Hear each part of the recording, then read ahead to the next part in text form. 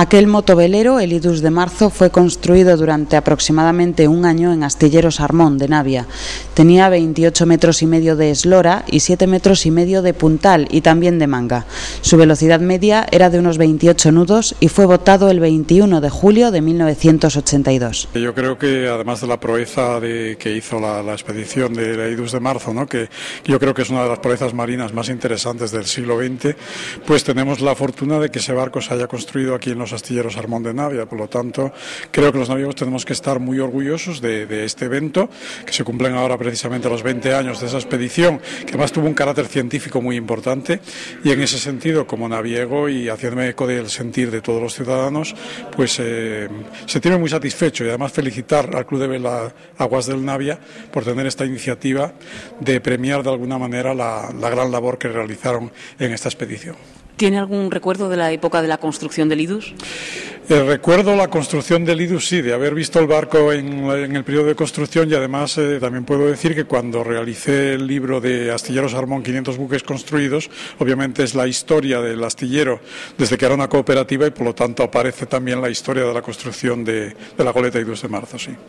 La expedición hacia la Antártida partió el 15 de diciembre de 1982 desde el puerto de Candás. Entre los tripulantes, el exdirector general de Pesca, Alberto Vizcaíno, biólogo entonces del Centro de Investigaciones Acuáticas de Asturias, que conserva muy buenos recuerdos de aquel viaje. Después de 30 años que va sedimentando todo mucho, es muy difícil hacer una selección así a bote pronto. Después de tanto tiempo lo que queda son las cosas positivas, que hubo muchísimas, y se te olvidan algunas de las tensiones de un viaje que estuvo marcado fundamentalmente por eso, por la prisa, por muchos condicionantes de tiempo, de barco recién construido, que tuvo muchos retrasos a la hora de obtener los permisos, que salió sin hacer pruebas de navegación prácticamente, y todas las pegas que podían surgir en las pruebas de navegación surgieron en plena campaña, en plena expedición. Ahora lo que te queda es eso, te quedan muchos recuerdos de esos chispazos de humor, de la convivencia a bordo, un grupo de 23 personas jóvenes, muy jóvenes, y con un sentido del humor fantástico, y recuerdos, pues eso, muy tiernos todos. ¿Por qué consiguió formar parte, o por qué conseguiste formar parte de aquella expedición?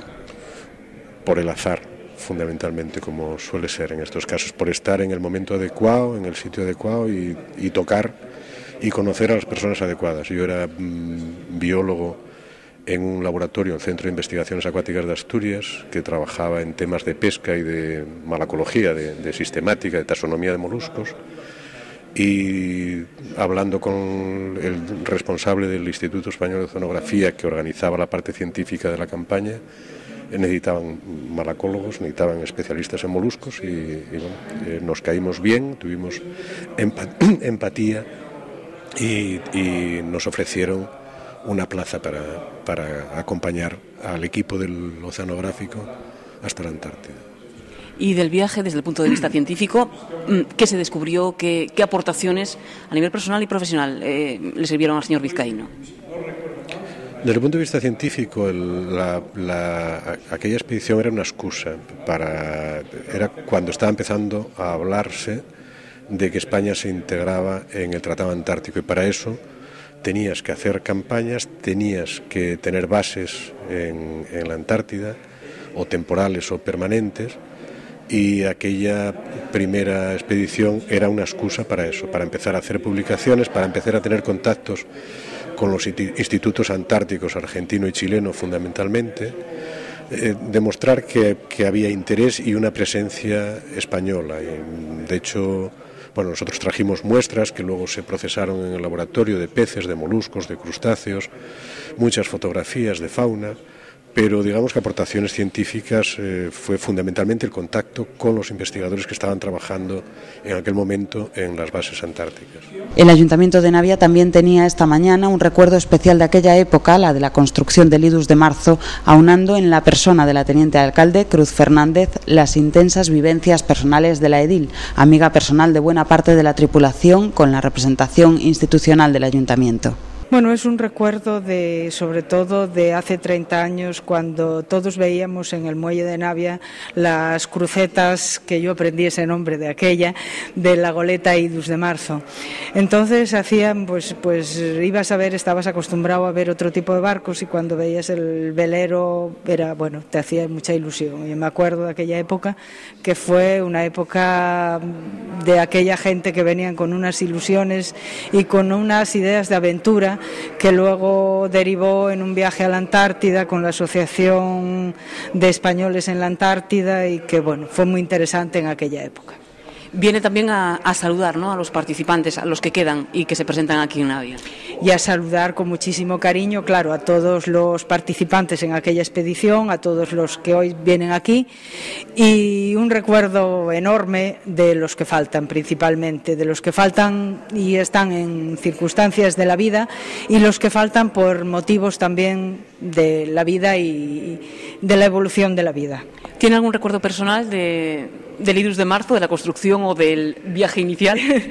Bueno, siempre todos tenemos, gente de mi edad o eso, tenemos el recuerdo de aquel viaje, el recuerdo de aquella gente, y un cariño enorme que alegraba la villa de Navia en aquel momento.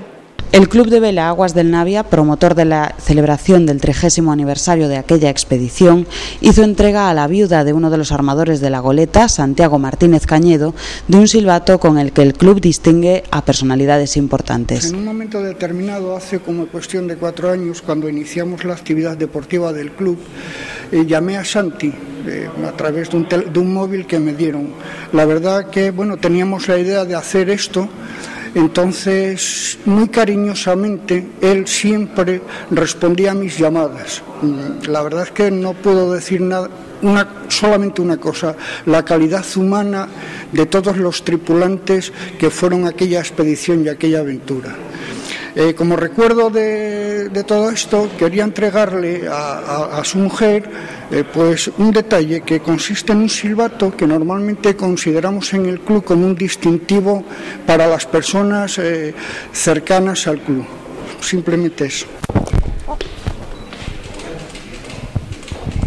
Es un sencillo recuerdo, muy sencillo, pero... Al club y a su presidente por este detalle, y pues por las palabras que acabas de decir de Santiago, que realmente lo definen muy bien, sí. La viuda de Santiago Martínez Cañedo recordaba también su vivencia desde tierra de aquel año de navegación.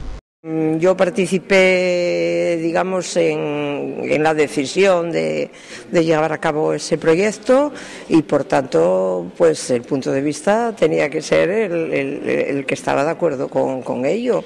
Y luego, por lo demás, te quedas en tierra, porque la expedición no era para ir acompañantes, y haces tu vida como mejor entiendes, y sin mayor historia. ¿Pero se vivió con preocupación precisamente por el tipo de viaje, por el lugar a donde iba la goleta y demás?